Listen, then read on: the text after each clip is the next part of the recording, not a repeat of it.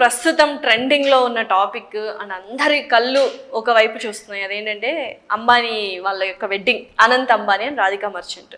So ఎందుకని అంటే 1000 కోట్లు ఖర్చు పెట్టినారు వెడ్డింగ్కి. ఆషామాషి కాదు, 1 కాదు 2 కాదు, 1000 కోట్లు ఖర్చు పెట్టినారు. అంత అవసరమా అని కొంతమంది, వాళ్ళకి డబ్బులు ఉన్నాయి కదా వాళ్ళ ఇష్టం అని కొంతమంది రకరకాలుగా మాట్లాడుకుంటున్నారు. ఇందులో ముఖ్యమైన ఇంకొక టాపిక్ ఏంటంటే ప్రధాని నరేంద్ర మోడీ గారు ఎందుకు వెళ్ళలేదు అంటే 1000 కోట్లు ఖర్చు పెడుతున్నారు కాబట్టి ఆయనకు నచ్చక వెళ్ళలేదా, ఇటువంటి అంశాలన్నీ ఉన్నాయి. దీని గురించి మీరు ఏమంటారు అసలు? దీని గురించి ఇంతకుముందు తమిళనాడులో జయలలిత పెంపుడు కొడుకు కోసం ఎలాగే ఖర్చు పెట్టింది. కరెక్ట్, అర్థమైందా? కొంతమంది ఉన్నారు, గాలి జనార్దన్ రెడ్డి గారు కావచ్చు, జనార్దన్ రెడ్డి ఉన్నాడు. అంటే గాలి జనార్దన్ రెడ్డి తక్కువ అనుకోండి, కంపేర్ చేయవలసింది జయలలిత. ఇక్కడ ఏంటంటే అమ్మ, ఒక అన్నదమ్ముడు అట్టర్ ఫ్లాప్ అయిపోయాడు. అనిల్ ముఖేష్లో ఇద్దరులో ఒక అన్నదమ్ముడు అట్టర్ ఫ్లాప్ అయ్యాడు. ఇప్పుడు ఈ పెళ్లి కొడుకు తండ్రి బాగా ఉన్నాడు. బాగా ఉన్నాడంటే ప్రభుత్వం తాలూకు డబ్బుని 1000 కోట్లకి లెక్క లేకుండా మాఫీ చేయించుకోగలుగుతున్నాడు. ఈ నీరవ్ మోదీ కానీ విజయమాల్యా కానీ 2000 కోట్లు, ఇదంతా ప్రజల ధనం, ప్రజలు చేరవలసిన ధనం చేస్తున్నాడు. ఇప్పుడు ఏమిటంటే వాళ్ళు ఎక్స్పోజర్ ఇచ్చుకుంటారు. ఎలాగంటే ఇప్పుడు బాగా పూర్వకాలంలో బాగా బతికినటువంటి రాజులు బనీని చిరిగిపోద్దు, పైన వేసేటువంటి షర్టు కూడా అక్కడక్కడ చిరిగిపోద్ది, కోటు మాత్రం బ్రహ్మాండంగా వేసుకుంటాడు. అటువంటి బాపతే వీళ్ళు 1000 కోట్లు ఖర్చు పెట్టడం ఏంటంటే సమాజానికి ఏం చెప్తుందంటే, ఈ 1000 కోట్లు కూడా నేను ఫింగర్ టిప్స్ మీద ఖర్చు పెడతాను, నేను నాకేం పెద్ద కాదు ఇది. ఇట్లాంటి అంతేనమ్మా, వాళ్ళ ఉద్దేశం ఏంటంటే గొప్ప ఖర్చు పెట్టుకోవడే కదా. తర్వాత ఆ కొడుక్కి వచ్చిన వ్యక్తి నిజంగా ప్రేమించి వచ్చిందా, లేకపోతే నిజంగా ఇష్టపడి వచ్చిందా, లేకపోతే ఎన్ని సంవత్సరాలు కాపురం చేస్తుంది అన్నది అందరికీ అనుమానమే.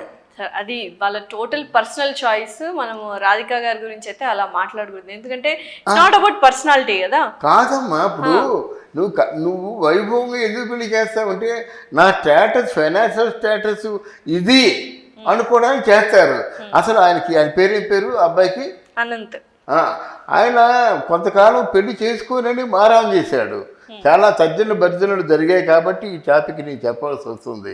కొంతకాలం నేను పెళ్లి చేసుకొని, కొంతకాలం తనను పెళ్లి చేసుకొని అనేటువంటి ఈ సందర్భాలు, ఈ తాలూకు కహాని అంతా జరిగింది కనుక ఇప్పుడు ఏంటంటే ఏదో కళ్ళు మూసుకొని వచ్చింది. ఆ మధ్య ఎవరో సినిమా ప్రొడ్యూసర్ని, సీరియల్ ఆర్టిస్ట్ ప్రేమించి పెళ్లి చేసుకుంది, 6 నెలల్లో విడగొట్టేసింది.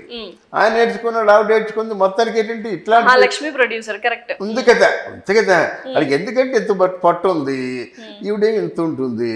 మొత్తానికి ఏదో విధంగా పెళ్ళి అయిపోయిన తర్వాత ఇంకేదో అయిపోయి అంటే ఇట్లాంటివి జరుగుతుంటాయి. ఈ రోజుల్లో ఉన్నటువంటి మహిళా మనులు అంటే కన్యలకి ఏంటంటే ఒక సమానత్వం అనేటువంటి ఆలోచన బాగా బలపడింది.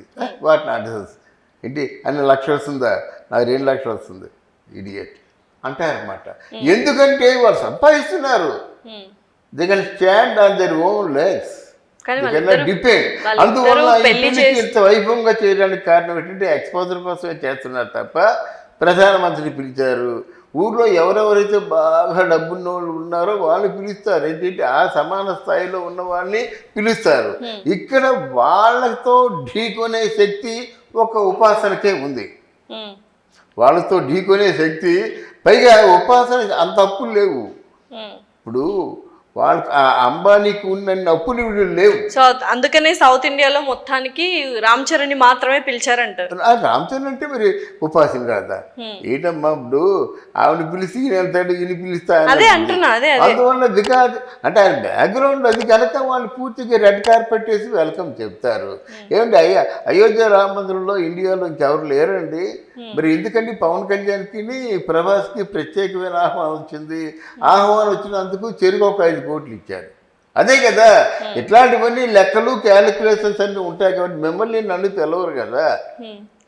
అలాగా కోటీశ్వరులు కాదు, 100 కోట్లు 1000 కోట్లు ఉన్నారు, వాళ్ళు రానివ్వరు. వాళ్ళు అదే పెద్దవాళ్ళలో ఉన్నటువంటి అసలు వాళ్ళ నేర కూడా తాకనివ్వరు అన్నమాట. ఎంత ఎంప్లాయ్మెంట్ ఇస్తున్నారు కదా సార్, బిజినెస్ పెట్టి ముఖేష్ అంబానీ గారు చాలా మందికి ఉపాధి కల్పిస్తున్నారు కదా, ఆ కోణంలో ఎందుకు చూడరు? అవును, ఆ కోణంలో చూడడం. ఇప్పుడు 1000 కోట్లు ఖర్చు పెడుతున్నారంటే ఆ వెడ్డింగ్ లో దాని కింద స్థాయిలో పనిచేసే వాళ్ళు ఎంతమంది ఉన్నారు, ఎంతమందికి ఉపాధి కలిగి ఉంటది, ఆ కోణంలో ఎందుకు ఆలోచించట్లేదు ఎవరు? ఎంతమందికి ఒకరోజు ఉపాధి ఉందమ్మా, ఒకరోజు ఉపాధి పెద్ద, ఏదో 100 రోజులు ఉపాధి, అది పెద్ద ఏం కాదమ్మా. మన ఇన్వైటీస్ కోసం మనం మాట్లాడుకుంటున్నాం. ఇన్వైటీస్ ఒక రోజునే వస్తారు. ఈ ఫంక్షన్ అంతా ఎందుకు చేస్తారంటే మా తాలూకు ఫినాన్షియల్ స్టేటస్ ఇది, మా ఎకనామిక్స్ ఇవని బయట ప్రపంచానికి చెప్పడం. ఇప్పుడు కేవలం ఉపాసనకి సోషల్ స్టేటస్ సూపర్ గా ఉంది కాబట్టి రామ్ చరణ్ గారికి కూడా ఇన్విటేషన్ వచ్చింది. 100% కరెక్ట్, 100% కరెక్ట్ అమ్మా. ఎందుకంటే అలాంటి వాళ్ళు ఎవరినైనా పిలుస్తారు. ఇప్పుడు అపోలో అన్నది హాస్పిటల్ అనేది ఎన్నో వేల బ్రాంచెస్ ఉన్నాయి, ఈవెన్ ఫారిన్ కంట్రీలో ఉన్నాయి. అంటే వాళ్ళతో వీళ్ళు సమఉద్యోగులు కాబట్టి వాళ్ళు చిరంజీవి ఇంటికి వెళ్ళి ఆహ్వానించినా, వాళ్ళని పిలిపించుకున్నా, ఏదైనప్పటికి కూడా సమాన బియ్యం సమాన కయ్యం అనే నానుడు ఉంది ఇక్కడ.